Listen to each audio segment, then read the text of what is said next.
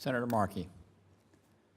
Thank you, Mr. Chairman, very much, and we thank the panel for joining us here today, and we thank you for your expertise on ways that our foreign economic assistance can more effectively advance the growth of prosperous societies around the world. Here in America and throughout the developed world, Internet access has been an enormous driver of economic growth. According to a recent Boston Consulting Group report this year, the Internet contributed an estimated $4.2 trillion in annual growth to the economies of the G20 countries, adding between 5 and 9% to GDP. But in February, a report from the Alliance for Affordable Internet found that without immediate and urgent action, the world will miss the newly agreed global goal of universal Internet access by 2020. And on current trends, the world's least developed countries will only achieve universal access by 2042. Even then, persistent income inequality within and between countries may mean that millions of people will continue to be priced out of participating in the digital revolution. In the modern era, the Internet is like oxygen to the economies of every single country and every single individual within those countries. So the United States has multiple tools which can lead in this area, including the State Department's Global Connect initiative, USAID's Global Development Lab, the Millennium Challenge Corporation, and the Overseas Private Investment Corporation, to name just a few. Can you give us, from your perspectives, how you view the role that the United States can play in pushing along this agenda and ensuring that universal Internet access is something that can be realized by every country on the planet? Dr. Moss. I know this isn't a very Washington thing to say, but I don't really have a strong view on that.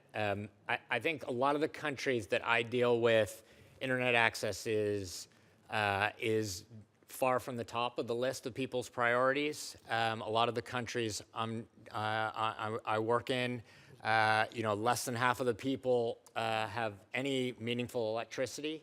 And so Internet is something that people aspire to, but would probably not make the top 5. I realize there are lots of markets where that's not the case, but I think the others are probably better placed to say. Okay, yes, sir. I'm pleased to report, Senator, that the Newseum, in conjunction with ITI, the Internet Trade Association, is now conducting a project on expanding broadband access across the world. And we convened our first meeting, which included major technological companies as well as ambassador-level representation of a variety of countries. And we'll be having our second meeting in conjunction with the October World Bank meetings. I take a somewhat different approach to my friend and agree with you, Senator. I think broadband access has become the fundamental avenue for free expression in the world and is the link to the world economy. Our perception, after talking with companies in a certain number of countries in a project that's still going on, is that regulatory and political obstacles in developing countries are first-order problems and that financing is a second-order problem.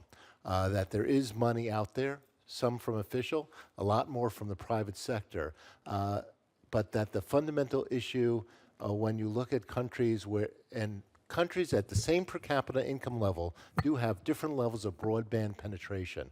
Some of that is geography, but some of it is regulation. And I think the role we can play is in providing models of how governments can regulate or deregulate their telecom sectors to allow for the kind of universal access which I think is going to be absolutely critical for the future. There are going to be further developments in mobile that are going to make this easier, but also going to raise the stakes because the developed world's internet infrastructure is advancing at such a rate that if the developing world does not get into this race, the actual digital divide is going to get worse. Ms. Mandaville. Yeah, I would agree with Dr. Herbst on the point that there's a lot of private capital, I think, interested in this space, largely because it is a big piece of how they move it through economies as well.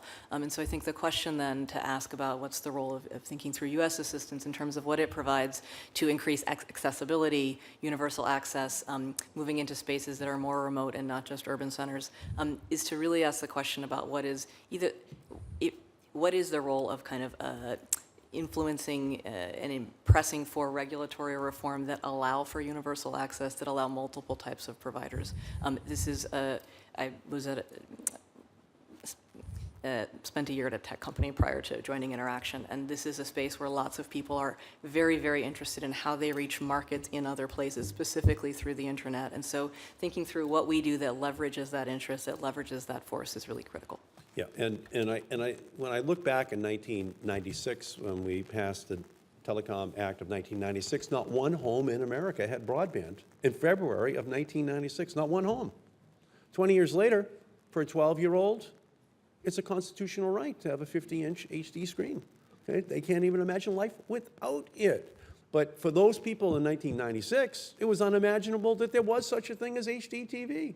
There was such a, that the screen could be interactive, that there could be a wireless device that they're carrying around in their pocket that is as powerful as the computers that put a man on the moon, but it's in their pocket now. So to a certain extent, I just think that the United States has to help these countries lift their gaze to the constellation of possibilities for their own people through the dissemination of technology. So yes, on the one hand, electricity is important, and that's what Power Africa or Electrify Africa is all about.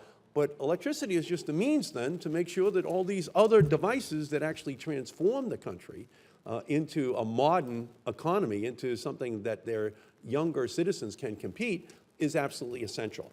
And so in 1993, there weren't any phones like this. They were the size of bricks. They cost 50 cents a minute, and Gordon Gekko had one in Wall Street. Okay? But by 1996, we had innovated, and boom, we have one of these. By 2007, people have one of these. And 600 million people in Africa now have one of these, but the United States had to be the leader. We are the ones ourselves that had to get out of our own rut, the black rotary dial phone, and a phone in your own pocket, absolutely unimaginable. Now we wake up in the morning and our first thought is, I can't forget my phone. I got to have it in the car. I'm going to work. Well, those were not thoughts that anyone had up until 15 years ago in our own country. But yet we can't leave behind all of these people in the developing countries without having access to essentially the global economy, the skill set you need in order to be able to expand. And then, like the United States, or like the 600 million people in Africa right now, it happens overnight. So you need to kind of power Africa, but you also have to internet Africa. You have to internet South America, their villages, and let these young people have these opportunities. So towards that goal, I just think that we should work, together to try to accomplish those goals, because I think that's the most powerful, democratizing, capitalistic, idea that we can have in inducing, a different kind of way of thinking that serves as a proper counter to that which seeks to pollute the minds of young people across the planet. I thank you all for everything you do. I thank you, Mr. Chairman. Thank you so much.